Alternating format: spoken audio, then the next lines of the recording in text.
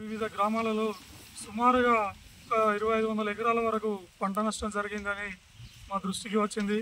వ్యవసాయ అధికారులు క్షేత్రస్థాయిలో పరిశీలించి ఈ రైతాంగాన్ని ప్రభుత్వం ద్వారా ఆదుకోవాలని చెప్పి మేము తెలంగాణ రైతు సంఘంగా డిమాండ్ చేస్తున్నాం.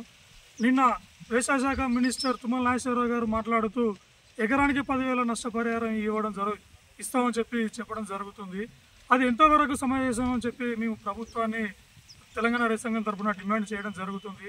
మూలియ నక్కపై తాటిపండు పడే విధంగా ప్రభుత్వ విధానం ఉందని చెప్పి ఆ విధానాన్ని మార్చుకొని రైతాంగానికి నష్టపరిహారం సుమారు ఎకరాన 50,000 రూపాయలు వచ్చే విధంగా ప్రభుత్వం ఆదుకుంటేనే రైతాంగం ఈరోజు బతికే పరిస్థితి ఉంటుందని చెప్పి ఈ సందర్భంగా మేము ప్రభుత్వాన్ని డిమాండ్ చేయడం జరుగుతుంది.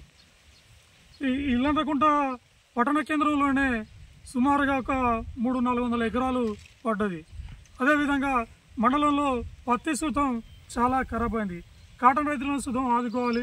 ప్రభుత్వం అప్పుడు బోనస్ ఇస్తామని చెప్పి మేనిఫెస్టోలో పెట్టడం జరిగింది. 450 రూపాయలు బోనస్ ఇస్తామని చెప్పి ఆ బోనస్ ఇప్పటి వరకు లేదు. ఆ బోనస్ ఇవ్వాలి. తడిసిన పత్తిని తేమతో సంబంధం లేకుండా CCI కొనుగోలు చేయాలని చెప్పి మీ రైతు సంఘంగా డిమాండ్ చేయడం జరుగుతుంది. CCI కొనుగోలు చేసే విధంగా ప్రభుత్వం సుతం చొరవ చూపాలని చెప్పి ఈ సందర్భంగా ప్రభుత్వాన్ని సూచించడం జరుగుతుంది. నా పేరు రాము, తెలంగాణ రైతు సంఘం జిల్లా సహాయక